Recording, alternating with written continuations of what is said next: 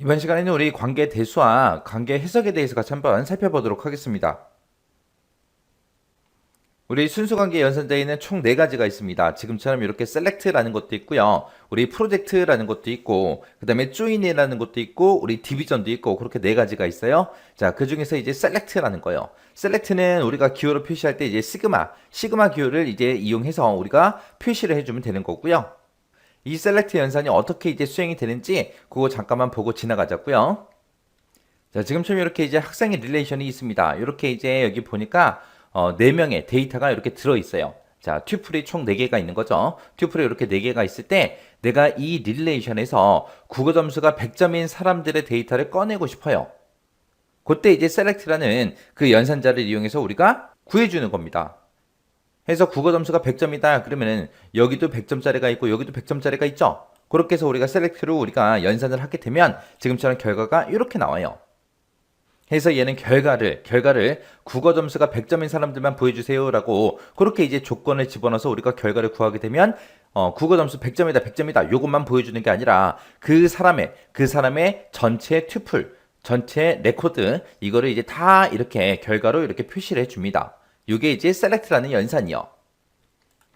그래서 우리 select라는 연산은 릴레이션에 이제 존재하는 그 튜플들 중에서 여러 개 튜플들이 있었죠. 그 튜플들 중에서 선택 조건을 만족하는 내가 조건을 집어넣고 그 조건에 만족하는 그 튜플의 부분 집합을 구해서 새로운 릴레이션으로 그렇게 이제 만들어서 결과값을 보여주는 그런 연산을 보고 우리가 얘기하는 겁니다.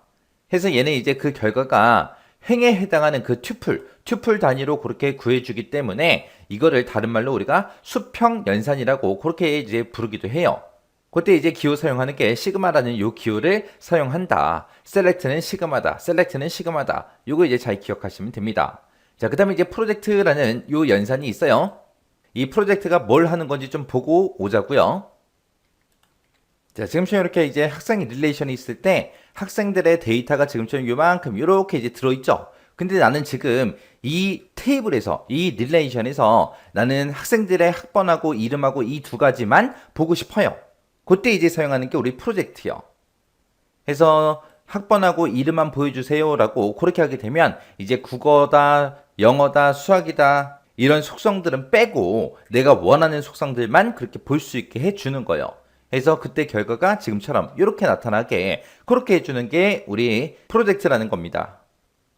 그래서 프로젝트라는 거는 주어진 그 릴레이션에서 속성 리스트요. 속성 리스트에 제시된 그 속성 값만 추출해서 새로운 릴레이션으로 만들어서 나한테 이제 결과를 되돌려 주는 거. 그래서 아까 우리 잠깐 봤을 때 학번도 있고 이름도 있고 국어, 영어, 수학하고 그렇게 5개 속성이 있었죠. 그 중에서 이제 내가 학번하고 이름만 보여주세요. 그렇게 이제 속성 리스트를 내가 제시하게 되면 그 속성 리스트에 있는 그 속성 값만 추출해서 새로운 릴레이션을 만들어서 나한테 결과값을 되돌려 주는 거예요. 그때 만약에 연산 결과에 만약에 중복된 값이 있다. 그랬을 때는 중복을 제거하고 그 연산 결과를 이제 하나씩 보여주는 거예요. 그래서 얘는 결과값이 나올 때 이제 우리 릴레이션에 열에 해당하는 그 속성을 추출하는 거기 때문에 우리가 요거를 보고 우리가 수직 연산자라고 해요. 아까 우리 셀렉트는 수평 연산이라고 했죠. 근데 이 프로젝트는 속성 단위로 보여주기 때문에 내가 원하는 속성들만 추출해 주기 때문에 이걸 보고 이제 수직 연산자라고 하고요. 그때 이제 사용하는 기호가 우리 파이라는 요 기호를 사용해서 우리가 표시를 해 줍니다. 요게 이제 셀렉트하고 프로젝트요. 자, 그 다음에 이제 우리 조인이라는 거요. 이 조인이라는 거는 공통된 속성을 중심으로 해서 2개의 릴레이션, 2개의 테이블을 이제 하나로 합쳐서 새로운 릴레이션, 새로운 테이블로 그렇게 만들어주는 그런 연산을 보고 우리가 조인이라고 합니다. 자, 그럼 이 조인이 뭔지 좀 보고 오자고요. 자, 지금처럼 이렇게 이제 학생이라는 릴레이션이 있고요. 학과라는 릴레이션이 있습니다. 이 2개를 내가 조인 속성으로 묶게 되면 지금 이 학생의 릴레이션이랑 학과 릴레이션이랑 공통적으로 들어가 있는 게 우리 학번이 들어가 있죠. 이 학번을 기준으로 해서 학번이 1001인 그 학생은 학과가 컨공이다. 그 다음에 1002는 영문이다. 1003은 국문이다. 1004는 컨공이다 하고 이렇게 들어있죠. 요 학과가 이 학번에 이제 맞게 이 뒤에 학과가 이제 새로 생기는 거예요. 그래서 결과가 지금처럼 이렇게 나옵니다. 해서 원래 우리 학생 릴레이션에 있던 데이터들 있죠? 그 데이터들은 쭉 전부 다 나타났고요. 그때 이제 학번이 1001은 콩공이다, 1002는 영문이다, 1003은 국문이다, 1004는 콩공이다. 그렇게 이제 학과 릴레이션에 써져 있잖아요. 그때 이제 학번을 기준으로 해서 이 학과를 전부 다 집어넣어서 마지막에 이렇게 이제 학과가 이렇게 들어가요. 이게 이제 조인이라는 거예요.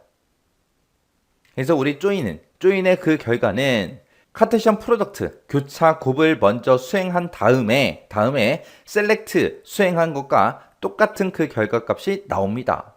그때 이제 기호로 지금처럼 나비리 넥타이 요 기호를 이제 사용을 해요. 자, 그 다음에 이제 디비전이요. 디비전, 그러면 얘네 나누기죠. 기호가 나누기 기호예요. 그래서 이 디비전이 뭔지 좀 보고 오자고요.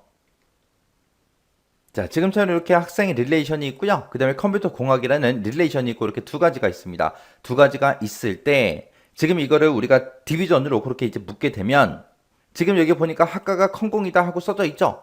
그러면 지금 이 학생의 릴레이션에서 학과가 이제 컴공인 사람들을 찾아요. 찾아서 그 사람들의 요 데이터랑 이 데이터를 이제 추출해 주는 거. 그게 이제 우리 디비전이에요. 디비전.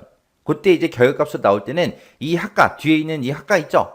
요것들은 빼고 요 앞에 있는 데이터들만 쭉 추출이 됩니다. 해서 결과가 지금처럼 이렇게 나와요. 그래서 이 두 명의 데이터를 보면 전부 다 학과가 뭐다? 컴공이다. 그래서 요 두 명의 데이터가 지금처럼 이렇게 이제 추출되는 게 우리 디비전이요. 우리 디비전. 그래서 디비전 그러면 지금처럼 지금 여기 보니까 이제 y가 x에 포함되어 있다. 이런 관계를 가진 이제 두 개의 릴레이션. r이라는 릴레이션이 있고 s라는 릴레이션이 이렇게 있을 때 r의 속성이 s의 속성값을 모두 가진 그 튜플에서 s가 가진 그 속성을 제외한 나머지 속성들만 구해주는 그런 연산을 보고 우리가 디비전이라고 해요. 그래서 우리 학과가 컴공이다. 그거를 제외한 나머지 그 값들, 그 속성 값들만 구해줬죠. 그게 이제 우리 디비전이고요. 기호로 이제 나누기 기호를 사용합니다. 이렇게 네 가지가 우리 순수 관계 연산자요.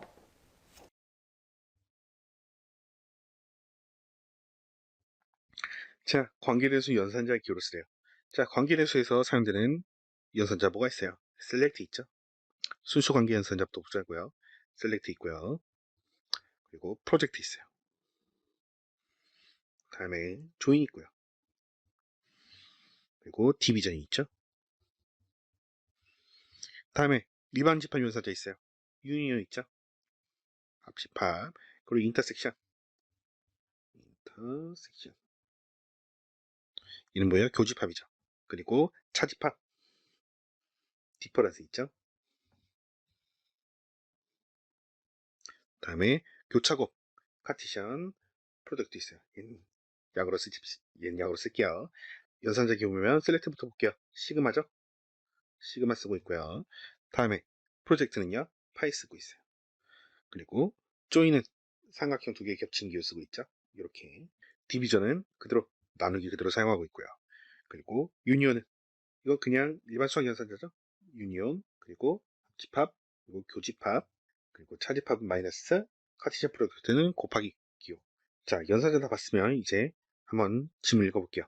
릴레이션 AB가 있을 때 릴레이션 B의 조건에 맞는 것들만 릴레이션 A에서 분리하는 작업이에요. 자, 이 경우 같은 경우는요, 두 가지 생각할 수 있죠. 디비전과 디퍼런스예요. 간혹 셀렉트 생각하시는 분도 있어요. 조건에 맞는 것들만 추천한다고 하니까 셀렉트 생각하시는 경우가 있는데, 자, 릴레이션 두 개가 있다는 거 잊지 마세요. 셀렉트는 하나의 릴레이션에서 원하는 조건의 튜플을 뽑을 때 사용하는 거예요. 자, 먼저 디비전은요. 자, 이런 식으로 튜플이 있다고 봐요. 1, 2, 3, 4이고 A, B, C, D 라는 튜플이 있어요. 그리고 이렇게 전체 릴레이션이 하나가 있고 그리고 AB라는 릴레이션이 하나가 있어요. 얘를 나눠 본다고 생각해 보세요. 나누게 되면요. 결과는 어떻게 나오냐면 이렇게 1A 그리고 2B가 나올 거예요. 이런 식의 릴레이션이 나옵니다. 반대로 동일한 릴레이션을 두고 디퍼런스 차집합을 했다고 봐요. 그렇게 되면은 나오는 건 3C, 4D가 될 거예요. 자, 무슨 차이점이 알겠어요? 얘는 조건에 부합하는 것만을 뽑아놓은 거고요. 얘는 비릴레이션의 조건이 아닌 애들만을 뽑아놓은 거예요. 그래서 두 차이의 점을 확실히 구분해 두시고 정답을 쓰시면 될 거예요. 그러면은 결과로, 그러면은 정답으로 디비전이 되겠죠? 그래서 디비전의 연산자 기호를 쓰면은 이렇게 나누기를 쓰시면 됩니다. 이번 시간에는 우리 순수관계 연산자 문제를 같이 한번 풀어보도록 하겠습니다. 다음 보기에 이제 제시된 그런 연산자 중에서 관계대수의 순수관계 연산자를 모두 다 이제 골라 써라. 그렇게 나왔습니다. 우리 관계대수가 우리 순수관계 연산자라는 게 있고, 그리고 일반 집합 연산자라는 게 있고, 그렇게 이제 크게 두 가지로 나눠지죠. 그 중에서 얘네들을 이제 막 섞어놨는데, 그 중에서 이제 우리 순수관계 연산자 이거를 이제 모두 골라 써라. 그렇게 나왔습니다. 우리 순수관계 연산자에 보게 되면 크게 네 가지가 있습니다. 우리 조인이라는 것도 있고요. 우리 셀렉트라는 것도 있고, 그리고 우리 프로젝트라는 것도 있고요. 그리고 우리 디비전이라는 것도 있고, 이렇게 이제 네 가지가 우리 순수 관계 연산자예요. 그래서 우리가 정답을 쓸 때 지금처럼 이렇게 이제 써주면 되죠. 그래서 요 네 가지 빼고, 첫 번째 거 보니까 이제 유니온하고 나왔습니다. 얘는 이제 우리의 합집합을 보고 얘기하는 거고요. 그 다음에 이제 인터섹션이요. 얘는 이제 우리 교집합을 보고 얘기하는 거고, 그 다음에 이제 디퍼런스, 얘는 이제 차집합을 보고 얘기하는 거죠. 그 다음에 이제 카테시언 프로덕트요. 얘는 이제 우리 교차 곱을 보고 얘기하는 겁니다. 그래서 요 네 가지가 우리 일반 집합 연산자의 종류들이에요. 그래서 우리 지금처럼 이렇게 이제 연산자가 여러 가지가 있을 때 순수관계 연산자가 어떤 건지, 일반 집합 연산자가 어떤 건지 구분할 줄 알아야 돼요.